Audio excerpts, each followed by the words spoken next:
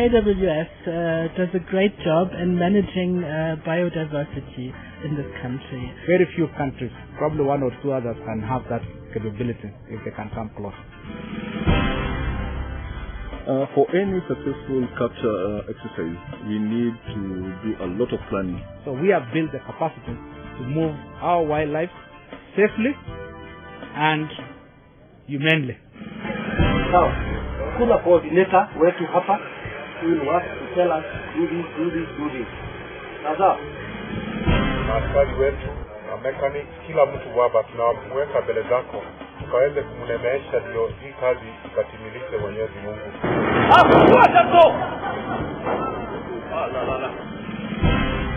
It's a challenge, and I'm happy that we have a slogan already. We were. Give you motivation when things are very tough.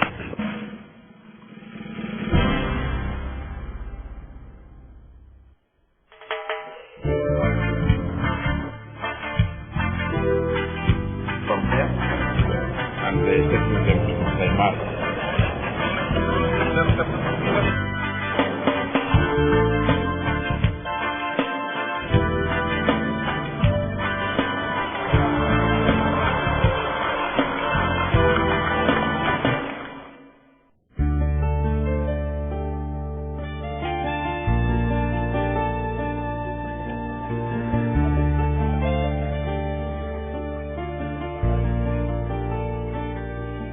In the past, we've had various challenges in this area, and we've had many incidences that have occurred where people have been injured, either injured or maimed or killed by elephants in this area.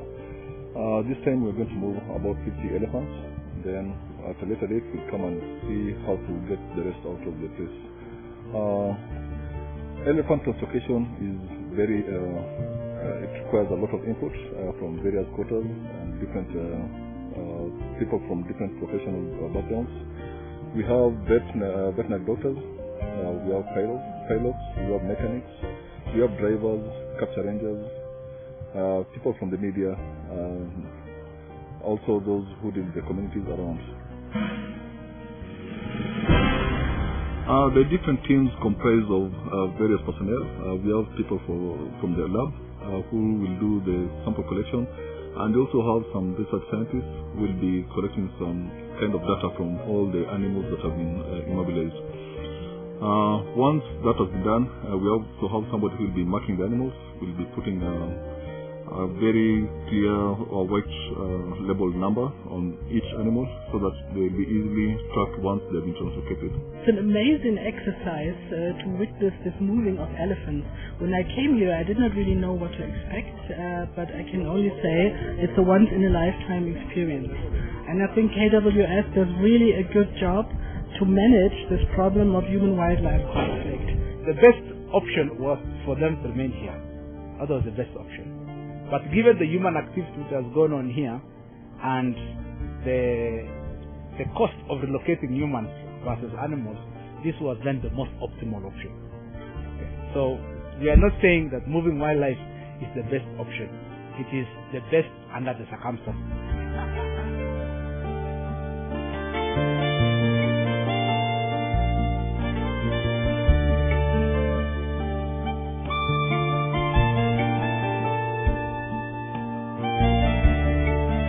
Our safety an helicopter. If we run this helicopter anywhere and the engine is running, the main rotor, which is dangerous, but the tail rotor, the one which is behind, and then the small tail rotor, one can kill you anytime.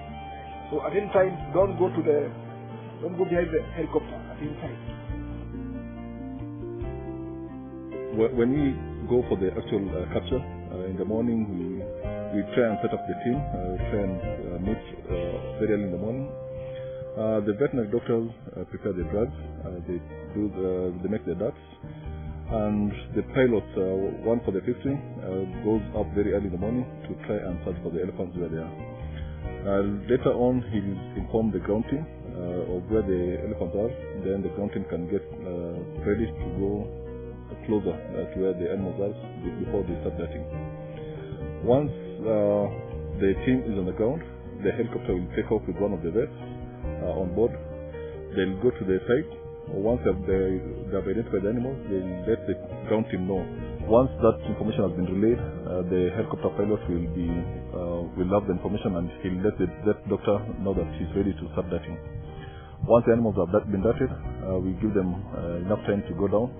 The helicopter pilot tries to herd them into one area, most preferably an open area where the vehicles have easy access. Once the animals start falling down, the same information is relayed to the ground team, where there's one person who does most of the communication with the air and tries to relay the same to all the other vehicles.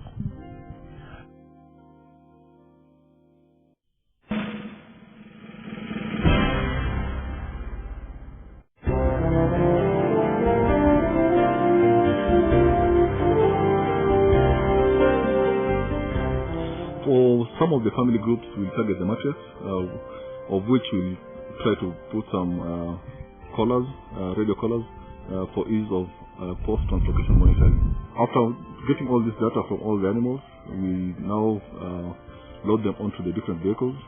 We have some flatbed trucks, we have the Land Cruiser and the Canter pickup. These ones, depending on the size of the animals, we try to load them on the different vehicles. And these ones are now moved to where we call the loading site, where we have a translocation container on the ground. We put the big animals in the recovery container, while the small ones we just move them into the bigger container directly. Once in the recovery container, the vet stays in.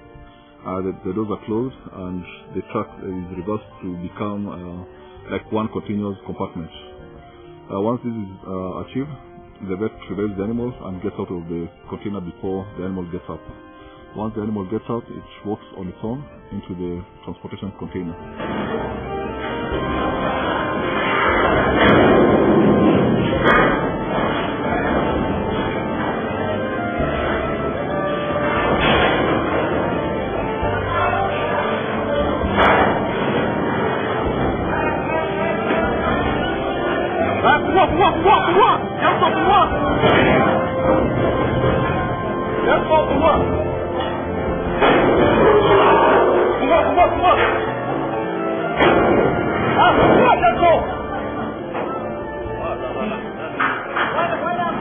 And when we have enough numbers, in most instances, if you are dealing with the males, with the bulls, we do two at a time. If it's for family groups, we can do as many as 12. So we can carry anything between 2 and 12 animals in a day. Once the truck has been loaded with the animals, it's ready to move on to the recipient site. In our case, this time we are moving these elephants all the way to the Masai Mara.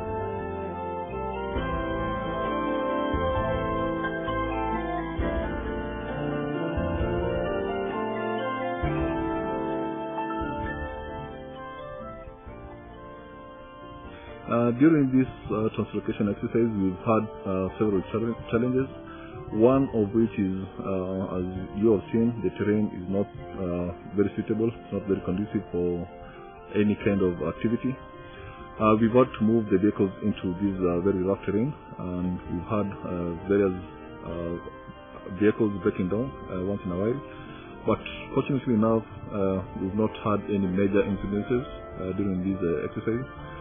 The other challenge has been the road to the Mara.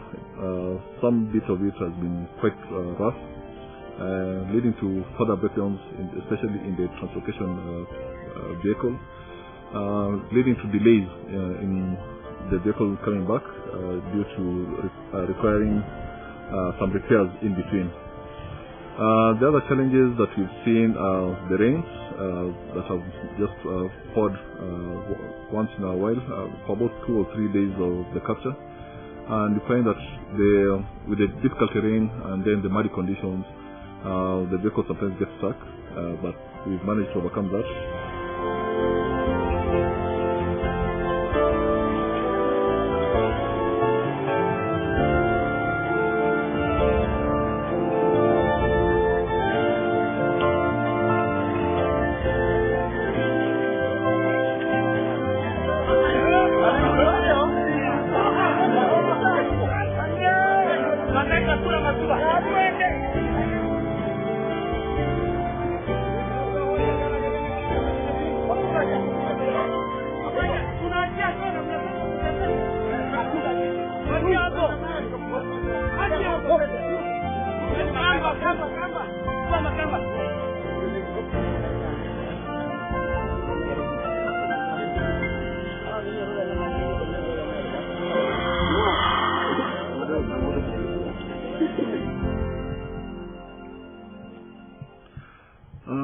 During the pre-translocation survey, we managed to sensitize the communities in these areas, and basically they are the ones who give out most of the information on where the animals were, where the elephants were, and where they're causing most of the destruction. That way we managed to go around and try and get the actual picture both from the ground, and we also used the aircraft to do an air survey. From this we did sensors, and we tried to establish the number of animals.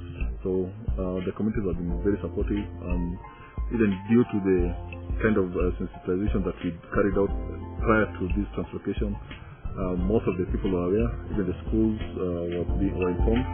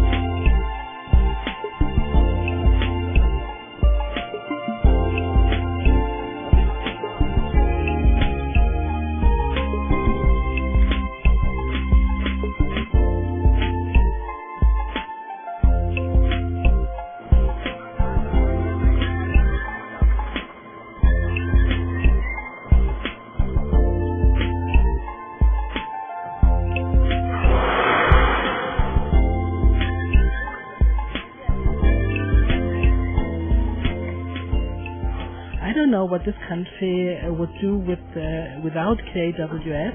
I think it's an extremely efficient organization, and it deserves all the support it can get. I'd like also to urge other Kenyans to really look at wildlife conservation as an alternative land use. And the best example to learn from this is here in Narok and in Samburu. Communities are now using wildlife as an alternative land use, so that all of us cannot be in agriculture or livestock or tea, whatever it is. We have to diversify our economy. If you look at Vision 2030, tourism has been put as the #1 driver. And that tourism is driven by wildlife. Why? It's because it's unique. If the people were not here, living here, then this whole exercise would not be necessary. But I think it's a great thing for the benefit of the people who live there, because they need not be afraid of the elephants anymore, and also for the elephants, because they can go to an area where they can be safe and free from humans that are a problem for their natural environment as well. The general challenge is we are in it. We are the only institution which is supposed to solve it. Nobody else can solve it. And so we are trying to bring solutions to our society, our community, our country in the best way we can.